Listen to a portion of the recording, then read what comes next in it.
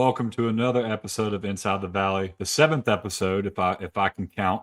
Us farming school people can't count very well, and we're welcoming them on a very special guest, Judah Davis. Judah, last time we met, it was in the B gap, and you hit me so hard my sinuses went to my neck.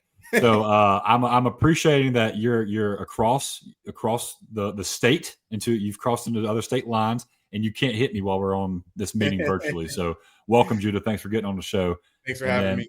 As always, Dustin Black. Dustin, welcome. I missed you last week. We weren't able to cry over the SMU game last week, but we can do it this week. Yeah, let's do it, man. Let's rehash it. And I was lucky enough to meet Judah when I went to the LSU game, man. That's good people down there. Yes, did he hit you as hard as he hit me when I met him? No, he did not. He treated me much nicer. Yeah, I just need Dustin to, help this golf game. Get the golf game going. Football thing, and then he helps me with the golf thing. We're good. We're good. Saturdays are open right now for us in the fall and early winter. Saturdays are open for us. We can watch the game on the phone. Next time I'm up there, we're hitting the links, man. We're definitely playing for sure. Yeah, I got a putter. That's all I can do. But let's go ahead and rip this Band-Aid off. Well, before we get into that, actually, we talk about how our Saturdays are open, but this is I want to kind of paint a picture for y'all real quick. So today, we went to a trunk or treat at a food hall called Bridgeway in Malden, South Carolina. And all this week we were excited for it. My kids are excited. My wife and I are excited. Say, hey, this is going to be cool. The kids are going to put their costumes on a day early. It's like the Beanie Bowl. They get to wear their costumes a day early. Get out there, get a new little walkthrough in, and get some candy. And we'll have some good fun. Have a beer, have some food, whatever. It'll be a good time. And you're excited, anticipating it coming. It gets even more exciting, and then you get there, and it starts to get a little antsy. It starts to get a little stressful. All right, we're going to get there on time. I'm going to be able to eat on time. I got 3 kids. It's going to be tough. Then we get there, and the baby's throwing a fit. The kids, they can't stop staring at everything going around. I can't get them guided in the right way. They've got my brain cells, so they come by it honestly. We go through. We're a little late to the candy, and then we come back to the house. The baby cries the whole way home, and my wife and I kind of look at each other like, did we really just do that? That wasn't really that fun. And then the kids gaslight us over and over and say how much fun it was. Mm-hmm. That is Clemson football this year. You get really excited coming into it. You experience it. It gets worse and worse as you go. And then you get home and you're like, wasn't that bad. That was actually pretty fun. We had a good time. And and there's people over here telling me that I had a good time. I had to have had a good time. I'm the crazy one. Not my kids. I'm the crazy one. And we'll be back next week. I'll be back next week. I'll be right there. We'll be back next week. 8-4 loading. But before we get into the gaslighting part, we're going to get into the bad part. Let's talk about the kids crying. Let's talk about SMU 35, Clemson 24. Our king, Christopher Vizzina, threw for 300+ yards. Now, box score wise, we look at it. It looks beautiful. And y'all tell me if I'm wrong, but it looked a little inconsistent at first, and it kind of looked like they opened up the offense later on in the game. I mean, what did y'all see? I mean, I'll just say, first off, I was impressed with CV. What was it, like 34 games that we haven't had a backup play in a row or something, right? Yeah.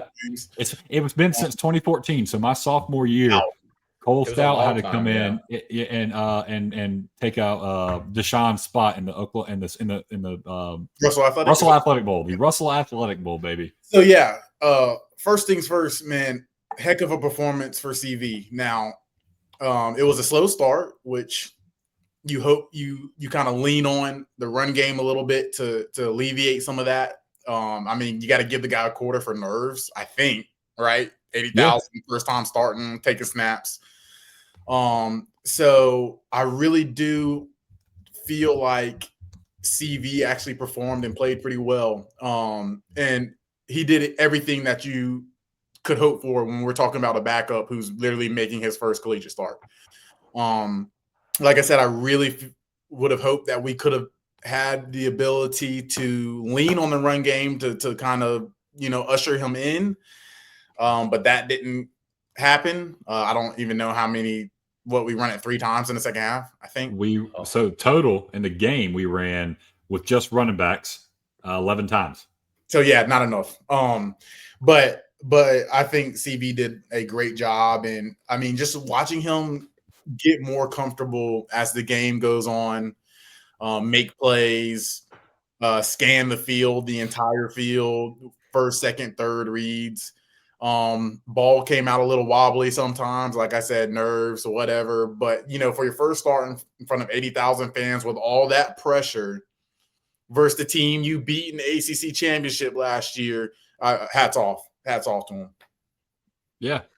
Yeah, you just kind of hope that the offense around him would have been better to start. I mean, I know it wasn't the best start by CV, but when you have a backup come in like that, you kind of hope that everything around him is at least good. But everything around him was pretty poor for the whole first quarter, and that offensive line probably had their worst performance of their season against SMU. I mean, they made that SMU D line look really, really good. And I agree. And there was a lot of talk about the SMU edges going into that game. That they're pass rushing edges, right? And so I was really hoping that we were going to try to lean on them and move them a little bit, and we just were never able to really materialize that run game.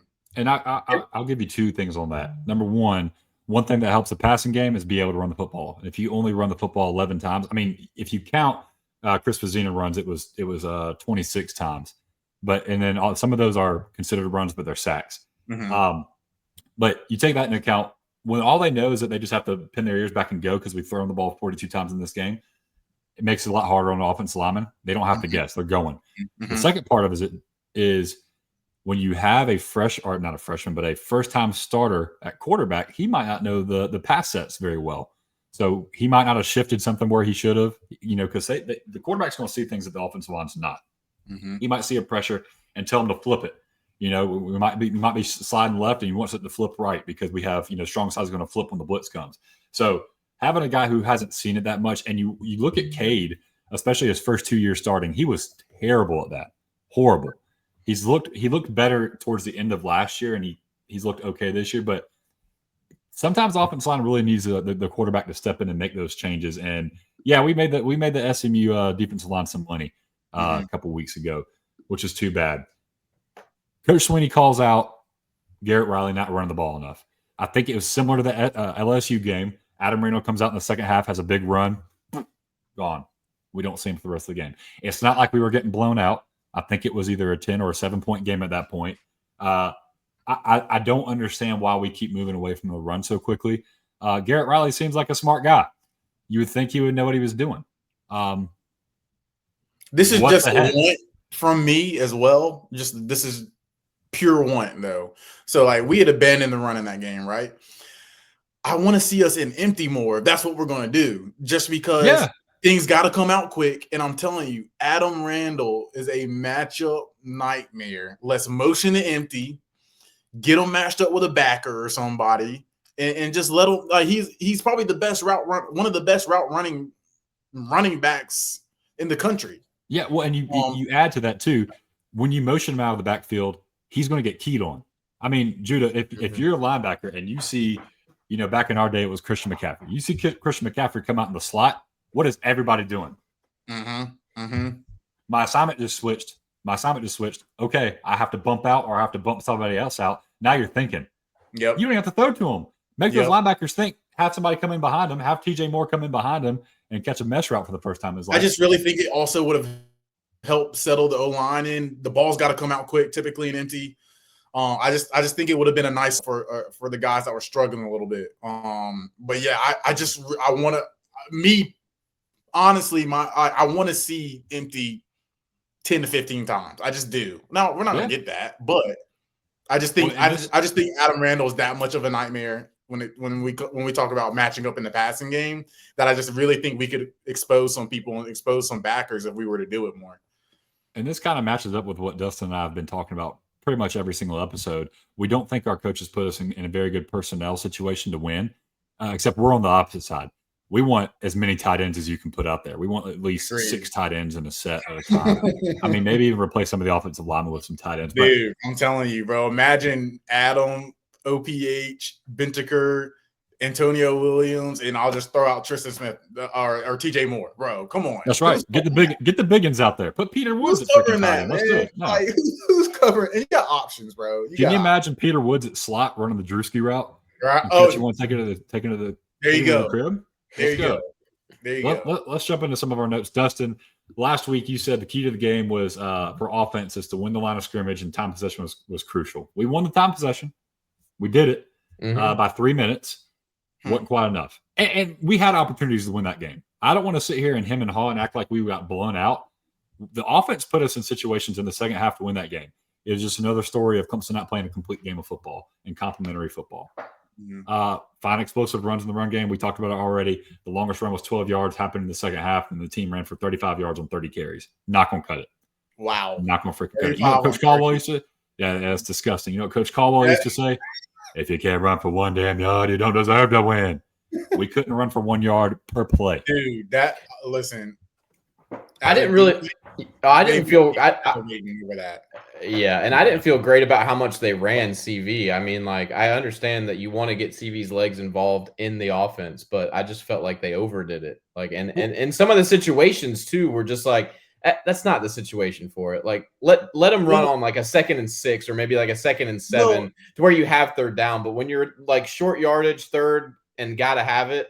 Like, and also to that point, Dustin, it's like, bro, we're hearing about the Denson package, and it's like, isn't that quite literally what he's supposed to be in there for? So it's like, well, and they ran it once, and they did the same as that play they've been doing with Vizzina. So I mean, it's like, what do we? It was just same stuff, different painter. Defense for you, Dustin, gap integrity when rushing the passer. Kevin Jennings' longest run was 10 yards. He was held to 20 yards rushing. He ran for a few more yards than he normally has this year. Part of that was because of the injury, but I do feel like we did a good job of containing him. There wasn't times, if I recall the game, that he was busting it wide open. Pause. Yeah, they did. Well, they did catch him off guard a couple of times. Like, he ran QB power like a couple of times in the first half, and I just don't think the defensive staff was prepared for that at all. Like, I think they saw that he was hobbled and just did not expect that play call, and he got an easy 8-9 yards out of that twice, I think. And you did have the caveat of when rushing the passer. When he's running, he ain't a passer. So that helps us out a little bit. But you're right. Another time just not being prepared for something. And then force Jennings to make big throws. We did, and they did. He made them. So he made them. You're right. He did what he needed to do. Cade is out. Yak must happen. Hey, 10.9 yards per catch. TJ Moore led the team with 4,000 yards in Yak. That one-handed catch, oh my god, that was beautiful. I effortless. I'm not even gonna lie, it's one of my favorite plays ever being in the Valley. I can't, dude. He literally threw his hand out there for a prayer, and it was answered. I mean, and what a ball by CV. I mean, just give your guy a chance, and that's what he did. That's what he did, and that's what we needed to do. We got playmakers. Let them make plays. Let them make hey, same thing with Tristian Smith. Just give your guy a chance. Wait, what did CV say about the red zone? He said, "Why'd you throw the ball to Tristian Smith?" Hey, I got the tallest guy out there. I just figured I'd throw it to him. Crazy. Sometimes it's that simple. That simple. Running backs need to average 5 yards a carry. How about 3 yards a carry from running backs and 1.2 as an offense? Not going to cut it. Let's get the tight ends involved. I said we needed 10-plus targets. We had exactly 10 targets. I'm telling you, and you'll watch other teams do this versus Clemson. And I've been begging us to do it for the last 2 or 3 years, where we're in a tight game, we're at home, and I want us to make the game about who's tougher. That's what I want. I want us to make the game about who's tougher. You see, what year is that when we lost to Miami? They're playing the backup. 2 years 2023. I was there. Yeah. Miami in the second half, what they do? They tested the manhood. They ran the ball. Judah, when do we win games? When do we win games? Hey.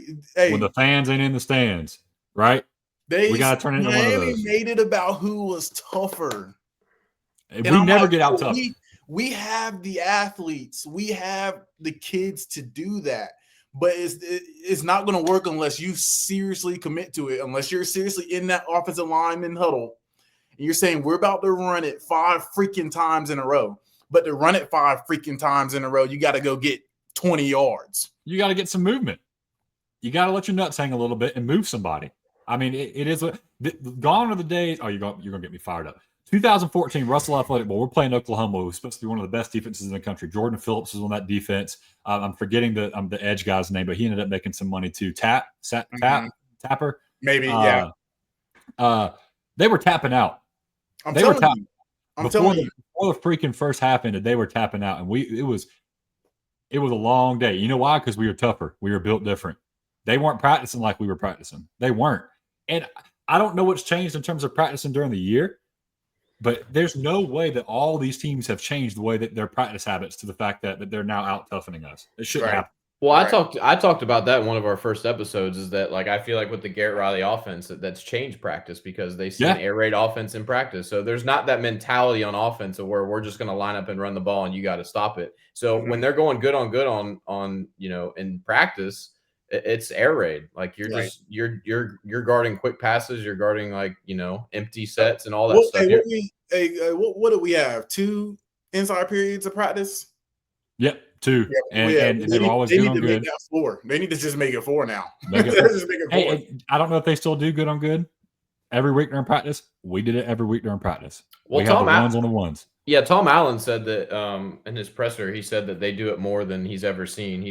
He's like, they do good on good here more than I've done in years past. So they still do it. Real quick. Tom Allen, I'm in on him. I mean, scorched earth what he did last week. Hey, our guys don't love football. He essentially said our guys don't love football. He goes, what kind of guys we want here? I want guys that are long, fast, and love football. You know what that tells me? That right now we have slow guys with short arms and don't love football. I mean, we got T-Rexes. T-Rex. You know why T-Rexes don't love football? Because they ain't never played it before. TA said it. Hey, all I know is that guy's as intense as they come. I'm a believer. I'm a believer. Let's let him, get this year of experience under his belt. Get some guys in there that he's comfortable with, and let him roll. But I am a big Tom Allen believer. Let's do it. I'm there. Thomas Allen Stan. Let's make a country. Thomas Allen Stan. We'll put it out with all the other stands. That's a T-shirt. Stan. It's a T-shirt. Yeah, that's a T-shirt. But with that being said, we're talking about the defense a little bit. They were on the field a lot. I know we won time of possession. What was it? We started with 6, 9, 3 and outs. What was it? I don't know. I can pull it up. I think it was 4 or 5 3 and outs to start. Yeah, I might be making something up. But all I know is defense can get tired quickly. 5 plays, 3 plays, 1 play, 3 plays, and then their last drive in the first quarter, 10 plays. Okay. 10 plays and 8 plays. So they finally started to get it in their last drive in the first. And outside of that 70-yard pass, like the defense came out and stopped everything. Yeah, you know what I mean? Is that 70-yard pass just blew it wide open? Yep, and you just kind of feel like, man, had they gotten some time to breathe, or we established the run a little bit and they're just on the field a little less, maybe they have their legs under them a little more in the fourth quarter. And to go to your point, so SMU's drives, defense is doing great. You want to hear Clemson's drives? 5 plays, 4 plays, 3 plays, 3 plays, 3 plays. How about your defense? And like I said, CV, you got to give the dude a quarter. Like, you have to. But, like, that's the only thing that I really feel like could have been different had Cade been healthy. I just don't think we started slow. And so if we don't start slow, I think that potentially changes the entire game. Now, like I said, CV did what you needed to do, and he gave us a chance to win the game.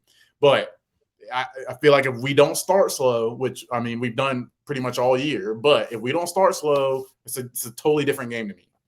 You want to hear a satanic Y'all want to hear a satanic stat? Yeah. I need you to give me your consent. I don't just give satanic stats without consent. All right, yeah. Here's my. What is this like? We're getting on the airplane. Yes, I can verbally do what needs to be done. Whatever. That's what I'm doing. Listen. I need Dustin to sleep soundly tonight. Dude's got a new job. I need to get some good rest. How many times do you think we had over 6 plays in a drive? How many times do I think we had over 6 plays in a drive? More than 6, so not just 6, but more than 6. So 7 or more. 3. We had 10 drives. Well, let me double check. 1, 2, 3, 4, 5, 6, 7, 8, 9, 10, 11, 12, 13, 14. So we had 14 drives. You said 3? Mm-hmm. Y'all are spot on. 17, 8, and 7. And guess when they came? That sounds like cooking the defense. That's what it sounds like to me. Guess when they came? Like I said, I mean, yes, the defense could have played better, and you really do hope that they bow up on them chances where we have a shot to get off the field. But I mean, that just sounds like a bunch of dead legs and stuff to me in the fourth quarter. It just does. You want to know when they came? When did they come? The 17 play drive was the last drive in the third quarter. and then the 8 and the 7 were the last 2 drives in the fourth quarter. Yeah, well, there it is. So there's the whole game, there it the is. entire game. So we can't sustain drives, and you know why you can't sustain drives? Not run You the don't ball. run the football. Compound interest, right, Dustin? Compound Right. interest. But let's not continue to beat the dead horse or the dead tiger because the horse has won that game. Let's jump into Duke. Noon game. Again, we got a night game to look forward to next week. Game day. You think game day will be there? Clemson, Florida State. Stop it. I love my Tigers. You can't hate something unless you love it, right? I'm hating it because I love it so much. It's a noon game at Clemson, ACC Network. Clemson's favored, -3.5. That's Dustin's favorite thing to hear every week. Over-unders at 56.5. Opening thoughts. What do we feel about Darian Mensah? I know you're a Darian Mensah stan. Hey, man, this kid can play. The Yeah. arm talent, how precise he is, the decision-making, the kid can play. And then on top of that, this Harvard transfer receiver is a dog. Mm-hmm. And he punt returns. The kid is a route technician. I don't want to hear about a number 1 wide receiver returning punts. Don't want to hear it. Hey, yeah, that's fair. That's fair. But that kid can play. The right tackle's really good. Really excited to see that matchup. Right Who's going tackle. to match up with him? With Hell, or are they going to put Parker on him? I mean, I assume Parker. Maybe some Jaheim Lawson. But anyway, he's going to play on Sundays. But yeah, no, this quarterback. I mean, am I tripping to say that he's probably the best one that we're going to see right now? 100%. If I'm looking back on it, he's the best QB we'll face all year. And one of the things is like that RPO that they like to do. It gives them really good like early down success. So like they have a lot of 1st and 10s that turn into 2nd and 3, 2nd and 4s because it's really tough to defend those RPO. And Darian Mensah makes really good decisions. The arm strength too. I mean, you can see it. I mean, he's a baller. The kid zips it. I mean, we were all whatever the price tag when all that dropped or whatever. Worth every penny. Was he not the most expensive quarterback in the portal, or was it Mateer? I have no idea. Was it Moneyline Mateer or was it Mensah Society? Is Beck not up there too? Oh, Beck was $4 million a year. Too? I mean, yeah. It's got to be. Made $1 million for every pick he threw against Louisville. What's that? It's definitely Beck, Mateer, and Mensah, probably, right? It's those 3 for sure. For sure. So and yeah, he's worth the money. I mean, you go back and you look, they got their butts cut by Illinois. Illinois is a better team than people think. And then Tulane beat him. Tulane got the revenge. But other than that, Duke's been a solid football team. They went toe-to-toe with Georgia Tech. Their offense looked better than ours in that game, but Georgia Tech ended up putting them away. They should have beat Georgia Tech. They should have beat Georgia Tech 100%. They absolutely should have. But they couldn't keep up with – you know what they did? What did they do, Judah? Georgia Tech. Who's tougher? Who's tougher in the second half? Ain't nobody tougher than Haynes King. No, period. Haynes King is the toughest mofo on the planet. But let's get into the tail of the tape. Duke is 4-3. They've beaten Elon, NC State, Syracuse, and Cal. They've lost to Illinois, Tulane, and Georgia Tech. So the 3 teams they've lost to, solid football teams. Tulane, you can laugh at them all you want. They're one of the top teams in the G5. They might get the G spot in the college football playoff. Is that okay to say? Total offense, they're 18th in the country. They're averaging almost 465 yards per game. 18th in the country? 18th total offense. Yeah. And that's all because of their passing game. They had the 4th best passing game in the country. They're averaging 6.93 yards per play overall, 12.36 yards per catch or per completion. Their rushing offense is not the best, but you know why it's not the best? It's because they don't run it a lot. But when they do run it, they get 4.72 yards per carry. So I don't want to get caught up in that. It's the 80th ranked rush defense. I mean, I think one of their guys is averaging 7 yards a carry, I think. Yeah. So, they can run the football, so don't get caught up in the numbers on that one. And then scoring offense, they're 38th at 33.9 points per game. They score more points than I am old. Total defense, you a little shocking for a Manny Diaz-led team. 77th in the country. Their pass defense is horrendous. It's 105th in the country, even with the likes of Chandler Rivers. We talked about this a little bit before. Chandler Rivers is touted as probably one of the best corners in the ACC, maybe one in the nation. What's that? Kick and play. Yeah, he can freaking play, and somehow, I guess you just pick on everybody else. Hey, can we talk about the ACC and some of the cornerbacks that they've been putting out? They're dogs. Delane at LSU's an ACC kid. I was about to say he came from Virginia Tech. I was just about to. Avion this year, Chandler, hey man. They've got some dudes. ACC got some got a dudes. quarterback, bro. And then you talk about scoring defense. They're giving up 25 points per game, almost 26. So they're 82nd in the country in that regard. And then rush defense is 46, giving up 130 yards, 3.6 yards per play or per carry. I don't want to get into the tape for us. It's nothing's really changed much. 59th total offense, 43rd total defense. Not my Tigers. I'll tell you that much. Not my Tigers. But I will say the rush defense has gone up. They're 23rd in the country now. Stuff is starting to level load a little bit. Stuff is starting to level load. I think our defensive line should live in the backfield when Duke's trying to run the ball. I really think we've got to make them one-dimensional. And let me tell you one reason why I admire Brent Venables as a DC so much. This dude knows how to take your best player away. Yeah, absolutely. He will erase your best player. Yep. Absolutely. I watched it for 4 years. But it's smart too, because you got to think, especially in the collegiate level, teams are deep. But you rely on your dude. I want 18 erased. Yeah. I don't know how we got to do it. Don't give him a name. I don't know who has to do it. I want 18 erased, or I want Duke to be completely one-dimensional. Yeah, well, if you want to disrupt the RPO game, you got to get pressure, and you got to get it's got more interior pressure than coming from the edges. So this is maybe a Peter Woods game. Absolutely. And like I said, I think their strengths are the tackles when you really look at their offensive line. I think this should be a big game for Peter Woods, K Park, Cuddy, Stephon, that interior D line. Like I said, their tackles can play, and that Brian Parker kid is definitely going to play on Sundays. Really excited to see that matchup as well. But we have got to eliminate the run game. There should be 0 run game. And we got to find a way to take 18 away. I want somebody else to beat. If we're going to get beat, make someone else beat us. Everybody in the country knows who 18 is at this point. And I'll tell you, Harvard kid can play. Stephon Green is making some money for himself this year. I mean, everybody was talking about Peter Woods, and then some people were like, hey, don't sleep on DeMonte Capehart. Mm-hmm. We slept on Stephon Green way too much. And then you hear from Tom Allen and Dabo, we're going to see a lot more 95, Amari Adams, because that dude is not a true freshman, apparently. Apparently, he's a grown man.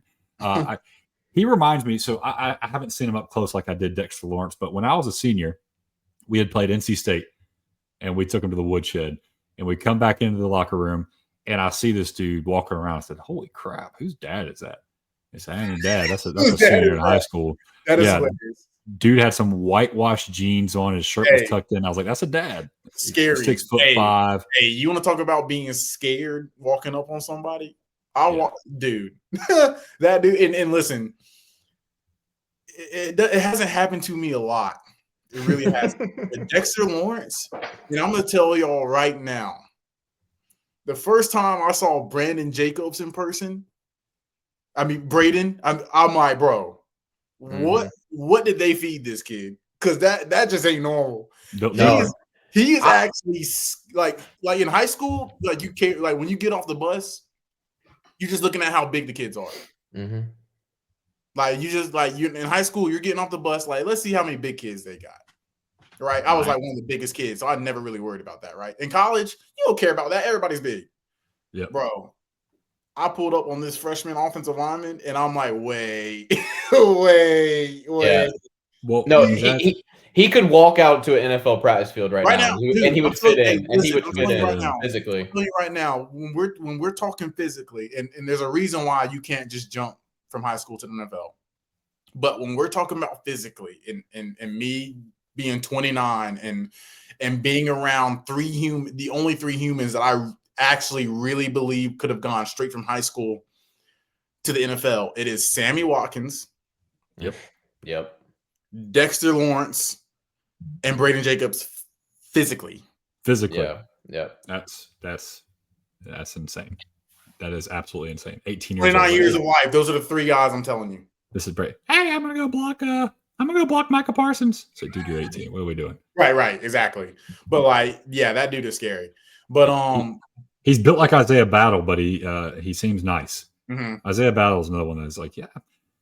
I'm not really afraid of people. I'm not messing with you, man. Yeah, you can. Yeah, you know what? Yes, sir. To him. Yes, Yeah, sir. that's a yes, sir. Hey. Speaking of that, Stephon Anthony hit me with a yes, sir one time. That was pretty bad. Yeah, That's hilarious. He's never mind. I'm not gonna tell the story right now. But let's dive into Duke. So Nate Shepard is their dude. Anderson Castle is also their dude. He's I believe he's a Appalachian State transfer, if I remember correctly. 5.6 yards per carry. And then the other cat that I just mentioned that I'm forgetting, Nate Shepard is 7 yards per carry. So you're right. Yeah. Don't sleep. Hey, I told y'all he's in the Mensa Society, Dustin, and that wasn't just a play on words. That man's smart. That man knows his dookies. So really good at running the football. They're not one dimensional offensively. Darian Mensa can play. We have to. This quarterback, we cannot give this guy options. You can't do it. So one thing I want to talk about before we jump into the matchup and what we think our keys to success are, and I put this in our chat earlier this week. So Clemson in wins versus losses this week. This is offensively. In wins versus losses, they're averaging 50 more yards rushing on 8.25 more attempts versus only 11.75 yards more passing on 9.75 less attempts. So essentially it's a wash. If we run the ball 8 times more, we're going to pass the ball 8 times less, and we're going to pass the ball the same, essentially, and we're going to run the freaking ball substantially better. Now, there's some anomalies in there. You got Georgia Tech where we ran the ball fairly well, and you've got Syracuse where we ran the ball fairly well and still lost. But in the games that we got our teeth kicked in, SMU, LSU, and I know those were close games, but we got our teeth kicked in offensively. We weren't running the football. We have got to run the football. I mean, I feel like this show has been a broken record, Dustin.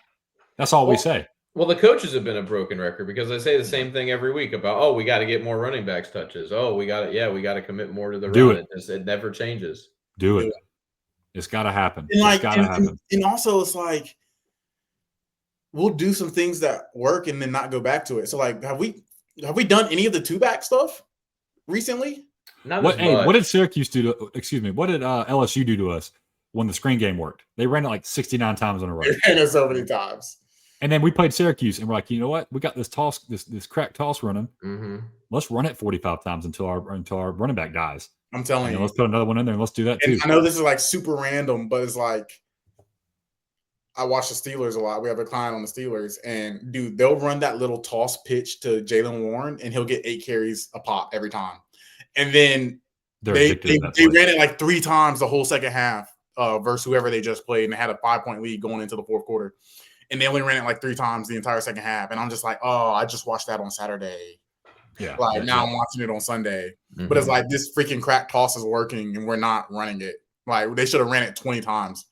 And they ran it 3 times. I'm just like, what? Aaron Rodgers can sling that thing, but he's also like and old. Like, hey, that's another T-shirt. That's another T-shirt, Dustin. Don't be a crackhead. Run the crack toss. Mm-hmm. Okay, yeah, I'm with that one. Dustin, what we got? What's your key stat?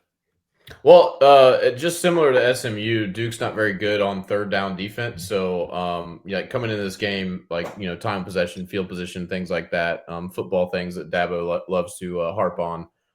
Got to win those, right? Like we just talked about SMU, you didn't sustain drives long enough. Defense is on the field too much. So, be successful on third down and don't stop yourself as an offense. I think that when you look at what I want to see from the offense this year this game is just play clean. Like stop these false starts, stop the fumbles, just quit stopping yourself. It's supposed to be the veteran group. Like coming in the year, it's like that we have a veteran offensive line, got a veteran quarterback, all this stuff. And they don't play like it. They don't play these clean, mistake-free games. And I just want to see it, be sustained for longer periods of time. Mm-hmm. Yeah. Let's jump into this offensive keys to success. Dustin, I think we need a game plan that produces 65-plus plays. Gone are the Chad Morris days where he's like, we're getting 100. Those games are gone. Give me 65. I want a high-powered NFL-styled offense that gives you 65 plays in a game. But in all seriousness, what that tells me is that we're sustaining drives. I don't need big plays against Duke. I need us to establish a confidence and get the offensive line moving forward. But in order to do that, they've got to do their damn job. So the game plan that produces 65+ yard plays or 65+ plays involves running the football. Have I said that before? Should I say it again? Run the freaking football. Make the easy plays. Make the easy completions. Right? You don't have to. Not every throw has to be 15+ yards. And then no stupid penalties. If you do those 3 things, you're going to sustain drives. It sounds so simple when I say it out loud, and it's like, well, William, like it's much tougher to go out there and do it. Blah, blah, blah, blah, blah, blah. Well, of course, you get paid now. You're a D1 athlete at one of the top programs in the country. Regardless of the record right now, you're still at one of the top programs in the country. Act freaking like it. Sustain some drives, get it going. And to kind of piggyback on that, I need the run game to get going. I need 4 yards per carry and 100+ yards from the running backs. The running backs. I don't care about quarterback runs. I don't care about anything else. I want the running back or backs. I prefer backs to have 100+ yards rushing. I need tight end targets. I need them. Yes. We invited the right guy to the show. We did. We invited the right guy. I'm telling you, bro. I need tight end targets. But yeah, I don't like. Do we need a Sweeney on the touch chart? Like, I don't like. Can we get Adam Randall 15 carries and 5 catches, and then get easy 5 carries and get 8 carries? Like, is it? I mean, what's 15 plus 8 and 5? What's that? That's like 28. 28 rushes right there. And then you can throw it 40 times still. Right there if you want. Yeah, like, it's 55. But it's like I don't understand the disconnect there why we can't get these guys in and get the like. I think Adam had like 10 carries. I like, bro, he should not have less than 15 carries a game. Absolutely. But I do want Sweeney touches, because you know what Sweeney touches mean? Extra points. Oh, for sure. Yeah, that's what I want. But yeah, I'm like, dude, I don't understand why it's so hard for us to get Adam Randall 15 touches, get Easy 5 touches, get Gideon 8 touches. Like, I just don't understand why it's so tough. Well, but I mean, I do understand if we're only going to run it, how many times we ran it, 18 times as a whole or whatever we did. Yeah, can't distribute 25 carries if you're only going to run it 10 times. Right. But when you actually nail down and look at the math, you don't think it should be that hard. But it really shouldn't. Dustin, what you got? For offensive keys of success or defenses, where are we at? Offenses? Yeah, I mean, like, I'm worried that just the offense is what it is at this point, and that's certified bum slayers, right? Like, we slay the bums, and then whenever we play teams that have equal or want to be physical up front, we just can't move the ball. That would be a hell of a T-shirt, bum slayers. Right. I need that T-shirt in my life. That's what we are. But where the bums are is in the secondary. So if we're gonna slay some bums this week, let's throw it 1,000 times and just see how it plays out. I mean, like Drew just said, go empty, spread the Duke defense out. Yeah, I mean, we ain't gonna run it. I mean, we got seriously, like, just be who you are. Just be who you are. That's all I ask. I'm with you guys. I want to see them run the football. I'd love to see some 12 personnel. I love 12 personnel. But if we're not going to do it, then like just fully embrace who you are. Go empty, splits 5 wide. I don't care. Put whatever walk-on wide receiver you want out there at X, because Wesco's not out there. I don't care. Damn. Just spread it out, man. If that's what you want to do. Right. Don't tease us anymore with the 10 Adam Randall carries. That's not doing anything for anybody. It's just not. Well, and then you go back and you watch some of the plays too with Adam Randall, and you can see his inexperience at the position. You see where he can't read the block quite correctly. And I've said this almost weekly, if not weekly. I don't fault him at all. I mean, he's being put in this position. He's never played this before. He's just trying his hardest. He is literally doing his best. And if you watch the entire offense, if you watch 11 guys who are out there the most, you will never, ever, ever question 8's effort. Ever. So as long as I can live with the mistakes when you're going 5,000 miles per hour and running your face into a freaking fan. But we talked about it earlier. We talked about it as linebackers. Don't go around the block. Go through it. The guy is not going to want you to continue to do that over and over again. He might beat you once or twice. The third time, he ain't coming at you the same. Yep. Adam Randall is establishing that. People do not want to tackle him over and over and over again. He might hit the wrong gap, but he's going to hit you. If you had to do an NFL comparison for Adam Randall, what would it be? Oh, that's a really good question. Really tough one, though. Like when you actually nail down 6'2" backs that are 230, like, and listen, I really need to watch this guy's game a little more. But my comparison right now would be James Conner. Runs high. Yeah, I like that.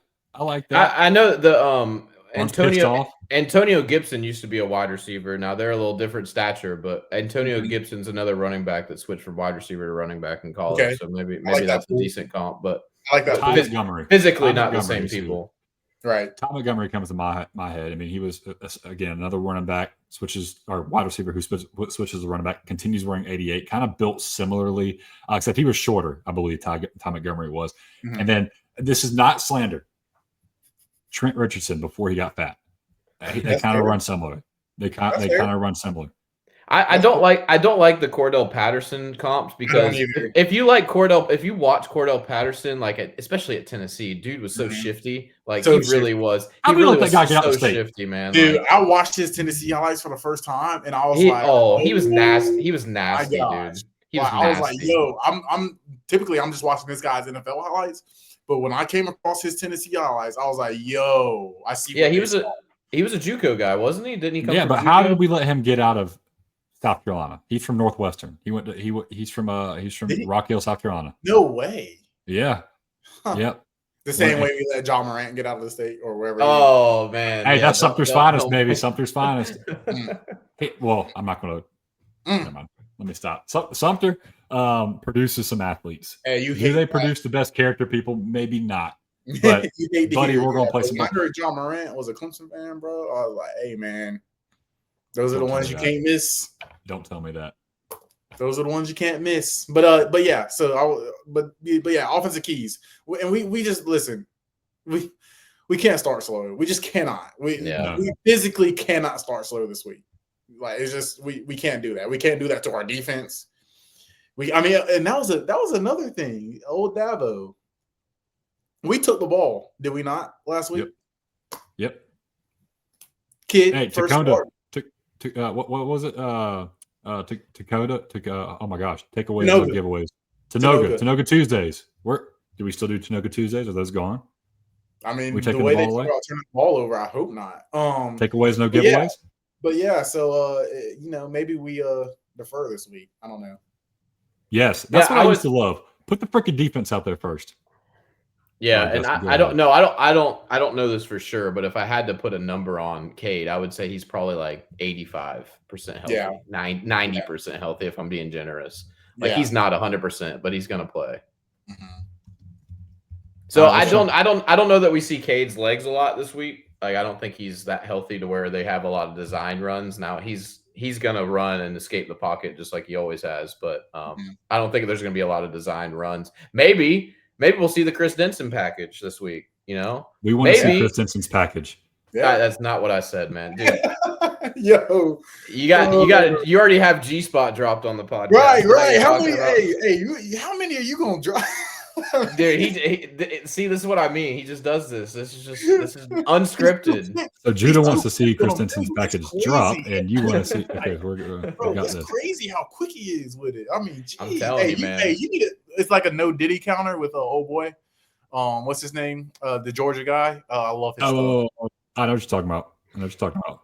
Hey, what's my last name, Judah? What's your last name? Oh, So listen. The penis jokes have been living in my life rent free. The penis jokes, I'm dead. It went out before puberty. It was cockroach, and then it turned into you can guess as cockerel being my last name. So I'm sorry, I got penis on a family-friendly podcast. We are off the rails, man. Right. Yeah, I'll bleep that out. Totally off the spot. I should cut this part. Sorry, kids. So let's move on. Let's move on to the defense. Let's talk about penetration. So defensive keys to success. We need a tone setting day. We need to establish the line of scrimmage. How do you do that on offense? You run the ball. How do you do that on defense? You get movement. You reestablish the line of scrimmage. How many times did I hear Marion Hobby say that?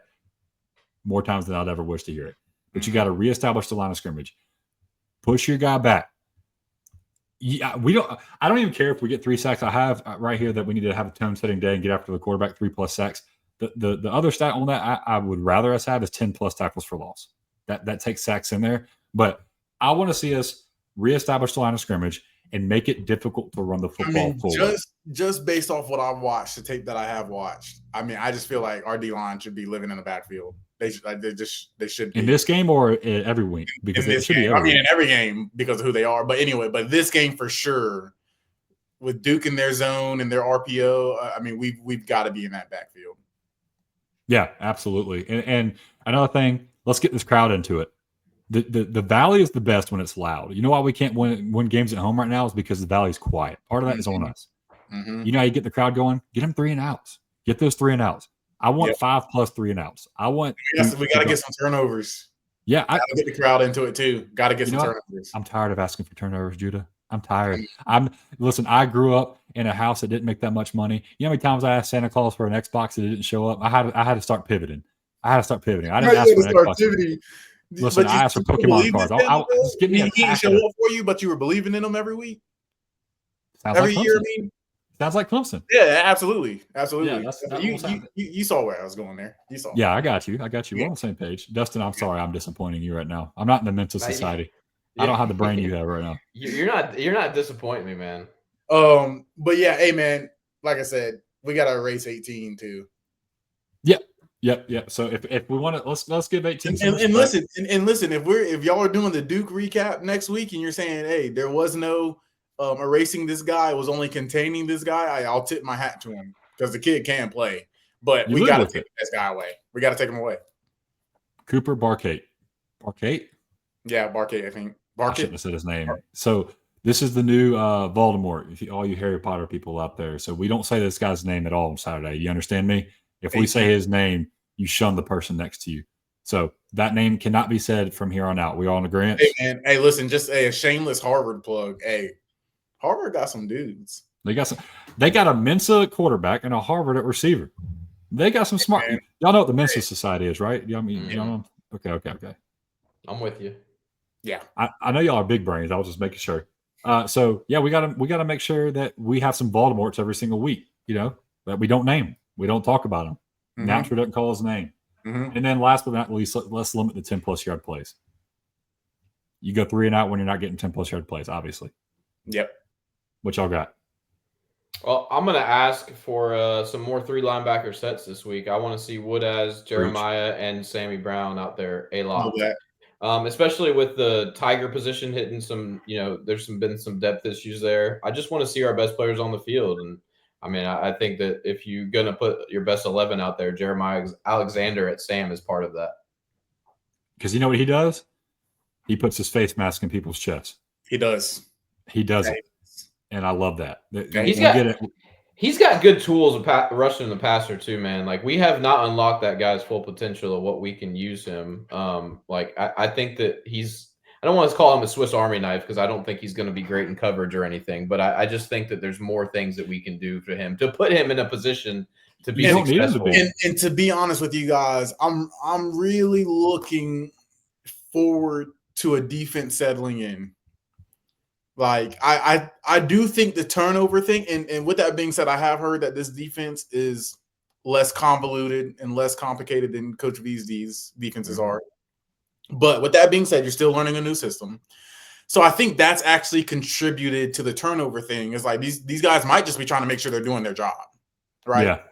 And so that's affected the turnovers.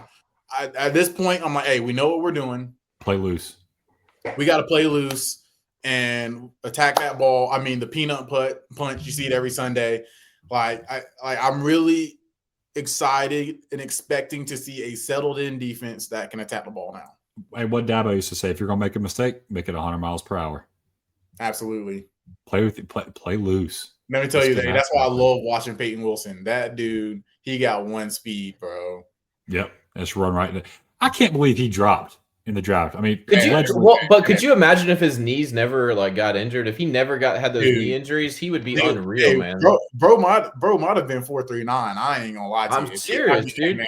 Hey, seriously, bro might have been 4.39. He's a mutant, man. Like, he is just like they don't make humans like that every day. DeJuan Blair got drafted in the NBA. He didn't have ACLs. You don't need a knee. You don't draft that man. Should have drafted that man higher. You don't need knees. Bro. When he dropped the 9. Hey, but like I said, hey, God had a plan because that dude is the prototypical Steelers linebacker. Steelers linebacker. Like, come on. Like, Yep. he just is. He was born, like, no BS. That dude was born to be a Steeler. Yeah. He really was. He's Dick Butkus with a normal name. There it is. There it is. He was born to be a Steeler, play football like Peyton Wilson. All right. Yeah. What you got, Dustin? You got anything? Well, I will say I'm with you on the turnovers, but the two things that I always correlate turnovers with is pressure and physicality, two things that defenses lack right now. So get more pressure, be more physical, turnovers will come. And listen, that D-line can make everybody's job easier. Mm-hmm. And it should be deep. I'm going to tell you right now, playing behind Christian Wilkins and Dexter Lawrence and Albert Huggins and Sterling Johnson and Austin Bryant and Cleveland Farrell is one of the greatest joys of my life. Get me going now. Because they made everything so easy.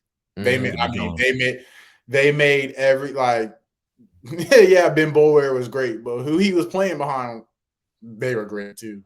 Yeah, they're people movers. They're people movers. And it affects everybody. It affects the backers. It affects the safeties. It affects the corners. We don't call them game wreckers for no reason. This D-line is talented enough to go wreck games, and I'm ready to see it. All right, conspiracy theory. Put your aluminum hats on. TJ Parker's been underplaying because he's been scheduling a wedding. He's been stressed out. He's married now. He doesn't have to worry about it anymore. We're good. He can let it loose now. But okay. I don't mean that. Might cut that out too. I mean, look, I'm looking forward to seeing more Jaheim Lawson. I've fallen in love with that kid, man. Like, seriously, like, if there's been one kid that has been like thoroughly developed under Chris Rumpf in his time here, it's Jaheim Lawson. Like, he's a Tom Allen guy. He also got pedigree. He got pedigree, man. 100%. But I'm just saying, from what you saw last year in 2024, especially if you go all the way back to the Georgia opener, he just didn't look like he belonged out there. And now you look at him now and you're like, dude, this guy can contribute. Like, this is a dude. He's made himself a lot of money, but he doesn't just wake up and get that way. Like, we obviously know that this kid put the time in. Period. What 3 things is he? He's fast. He's long, and he loves football. He loves football. And that's why it looks different when he plays, is because he's all 3 of those things, and he wants to be out there, and he's putting forth the effort of that the defense deserves, and so that's why it looks different with him, because he's not loafing. You can see that, and you talk about pedigree, guys. My senior year, Shaq Lawson played the entire year with a separated shoulder. Okay, we play Oklahoma in the Orange Bowl. He sprains his MCL on the first drive, I believe it was. So he can't play the rest of the game. He's hurt. He only practiced, I think, 1 time the entire 10 days leading up to the national championship. Played the entire national championship on 1 leg and 1 arm, and still had 2.5 sacks. The dude had double-digit TFL. I mean, he was just a freaking nightmare. He had 22 TFLs that year. Yeah, him and Kevin Dodd that year were ridiculous. But my thing is ridiculous that year. But I will say, humbly, they were good because of me. They had to go up against me at practice every single Absolutely. day. Iron sharpens iron. Hey, you're only as good as your scout team. That's right. I'm the whetstone, baby. I'm sharpening you up. I'm the best whetstone out there. Humbly. You're only as good as your scout team. Why do you think our defenses were so good? Jimmy Greenbeans is an elite quarterback talent. Yes, he is. That dude got hit in the face, was bleeding all over the place. Ready again, reload. We don't have that anymore. Elite quarterback talent. Hey, what's our scout team looking like on this team? That's a good question. This is the answers we need from you, Judah. When you get your inside stuff and you go to practice, we need to see what the scout team's doing. And see, I haven't been to practice where I've seen the scout team this year yet. Typically, I'm always going to make a Tuesday at some point because it's supposed to be like the most physical day, and I haven't made that yet this year. But that's something I actually want to look into, because that's a thing. People might not know, but that's really a thing. All I know is our scout team is a dreaded scout team because they better be running it freaking right. So I hated it. And we'll end it with this story. My least favorite story in Clemson football, my Clemson football tenure. We played Oklahoma. We beat Oklahoma in Miami. Me and Daniel Stone, I don't know if you remember Daniel Stone, Judah, are standing in line getting some food at the hotel before we leave. And Coach Hobby comes up to us. Coach Hobby never has anything nice to say, I'll tell you that much. He comes up to us. He said, boys, y'all could start right now at Oklahoma. And then walks away. And I looked at him and I was like, the hell am I doing here, man? I could be, I could be playing somewhere else. You probably thought pigs were fine. Yeah, I was like, what is this dude talking? That dude complimented you? Hey, I'm not even gonna lie to you. He might have complimented me one time ever. He stopped to practice because he complimented me one time. I kid you not, Judah. We were practicing and he goes, Cockrell, get in here and show him how to do it. And he said, whoa. I never thought I'd say that. No way. Yes, he did. I just know it's true. Know it's true. Bro complimented me like one time, maybe walking out of the Oculus. Yeah. Like it's true because I remember it. The one time he complimented it was probably on accident. Right, exactly. He probably didn't even mean to do it. Yeah, like now that I'm thinking about it, that the Oklahoma comment might have been a backhanded insult. Right. Was he hating or was he just loving your game? Seriously, he might have just been hating. I might have to reach out to him and find out. He'll definitely hit me back up, right? You might have to. You really? Hey, did you? He's gonna be like, what are you talking about, kid? Yeah, just leave me alone. I've been living rent free in your head, haven't I? Well, guys, thank y'all so much for reaching out, listening to another episode of the Inside the Valley. Dustin, as always, great insight. Go follow Dustin Black on Instagram or on Twitter. You can follow him on Instagram too if you'd like. You're not going to get as much insight. Yeah. But go get some good Clemson intel. Get some good that dude, Dustin. I'll tell you this. Let me give you a compliment. Let me give you a Marion hobby real quick. If you want to look at Clemson in a way that you have not looked at this entire year, go follow that man on Twitter. I'm telling you, your deep dives are phenomenal. I've always loved them. There's a reason that I follow you and like talking ball with you, Dustin. You're the freaking man when it comes to breaking down football and looking at it differently. Judah, I appreciate that. I appreciate that, man. I'm easily the worst football player in this group, but I do have that high. Bar is not that high. Yeah, you've never seen me play football, Dustin, so don't say that. Bar is not that high. Yeah. Damn, that one hurts me. That one even hurt me. But guys, thank you so much. Go follow the Walk On Red Shirts. This is a Walk On Red Shirt affiliate podcast. Go follow Judah. What's your Instagram? JD36. Yeah, Judge Junior 36. I think Judge my Twitter is Prophet_36. One of them. I don't know. Probably the best nickname of all time, by the way. Your dad's nickname, the Judge. That's freaking cool. For sure. I mean, that's freaking cool. Like, they don't hand those nicknames out. No, now it's all initials. You got to earn those. Yeah. Anyway, thank y'all. Hey, let's go beat Duke. Let's be loud. Hey, let's go beat the Blue Devils. Deal with the devil. Beat the Blue Devils. Let's beat the Dookie out of the Dookies.